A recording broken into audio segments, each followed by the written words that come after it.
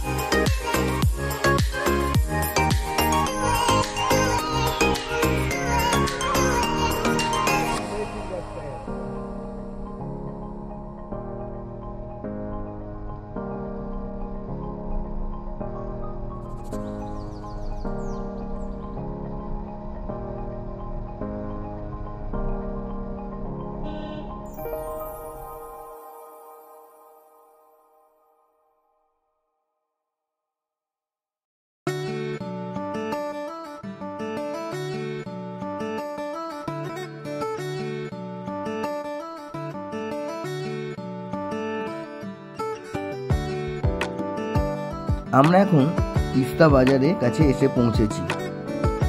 কিছুদিন আগে বন্যায় তিস্তার ভয়ঙ্কর ধ্বংসলীলায় এখানকার রাস্তাঘাটের অবস্থা শুনেছি খুব খারাপ।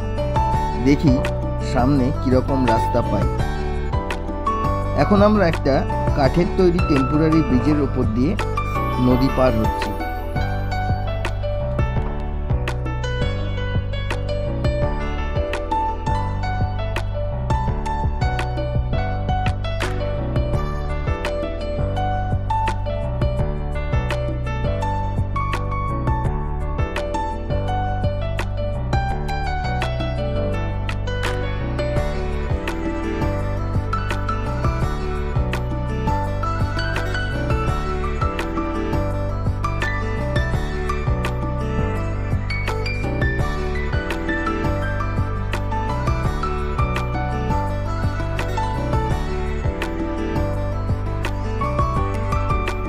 কিছু দূর যাওয়ার পরই বুঝতে পারলাম যা শুনেছিলাম তা একেবারে মিথ্যে নয়।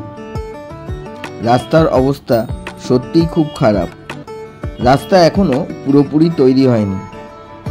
কিছুদিন আগের বন্যায় এইসব রাস্তা একেবারে ধুয়ে মুছে গেছিল। এখন এর রিপেয়ারিং চলছে, তবে পুরোপুরি এখনো কমপ্লিট হয়নি। বাঁদিকে দেখতে পাচ্ছেন তিস্তা এখন কত শান্ত রয়েছে, কিন্তু কিছুদিন আগেই এই তিস্তা ভয়ঙ্কর হয়ে উঠেছিল। যাই হোক, এবার আমরা কিছু দূর এগিয়ে সামনে একটা টার্নিং থেকে NH10 ধরে কালিম্পংয়ের দিকে এগিয়ে যাব।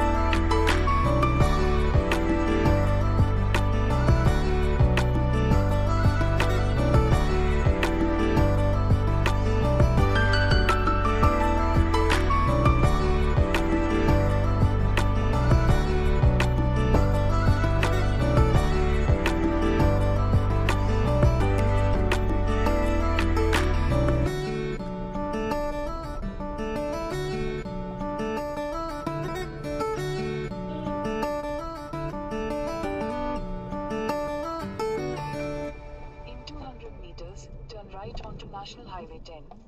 কালিম্পং দিচ্ছে। Thank you.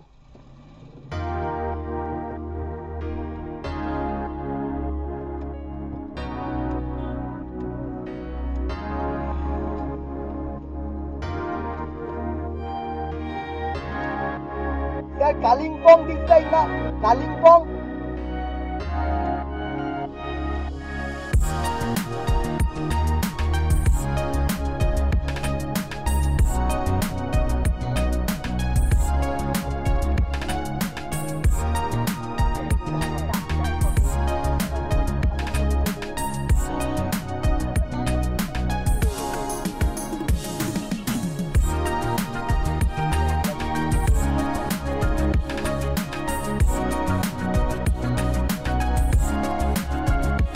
আমরা এখন তিস্তা ব্রিজ ক্রস করছি। এই ব্রিজের ওপর দিয়ে এগিয়ে গিয়ে আমরা বাঁ দিকে টার্ন নেব। তারপর কালিম্পং গেট যেখানে আসবে সেখান থেকে আমরা ঋষি রোড ধরে নেব কালিম্পং যাওয়ার উদ্দেশ্যে।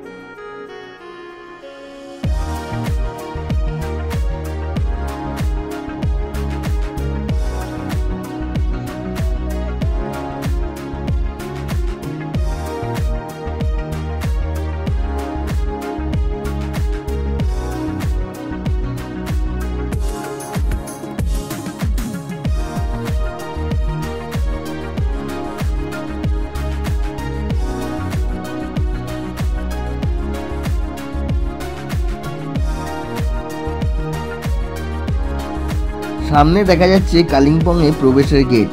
এখান থেকে রাস্তাটা দুভাগে ভাগ হয়ে গেছে। বাঁ দিকে চলে যাচ্ছে জোরথাং, পেলিং যেতে গেলে ওই বাঁ দিকের রাস্তা ধরতে হবে, আর এই ডান দিকের রাস্তাটা চলে যাচ্ছে কালিম্পং। আমরা এই রাস্তাটাই ধরে নিলাম।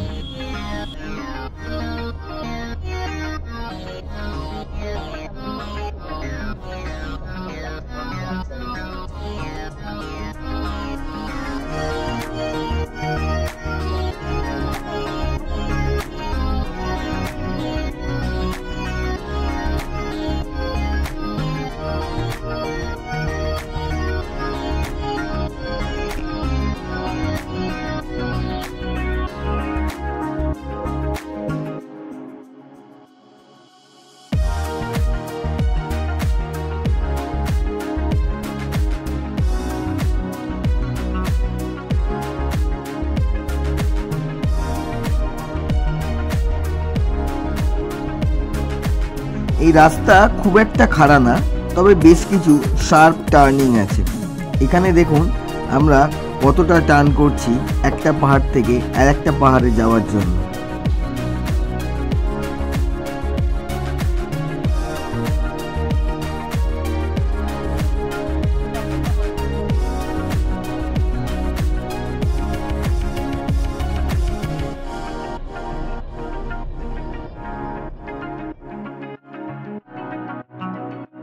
আমার চ্যানেলে যারা নতুন, যারা গাড়ি নিয়ে রোড ট্রিপ করতে ভালোবাসেন, তাদের উদ্দেশ্যে বলবো ভিডিওটা যদি ভালো লাগে আর এরকম আরও ভিডিও যদি দেখতে চান তাহলে অবশ্যই আমার চ্যানেলটা সাবস্ক্রাইব করে পাশে থাকবেন।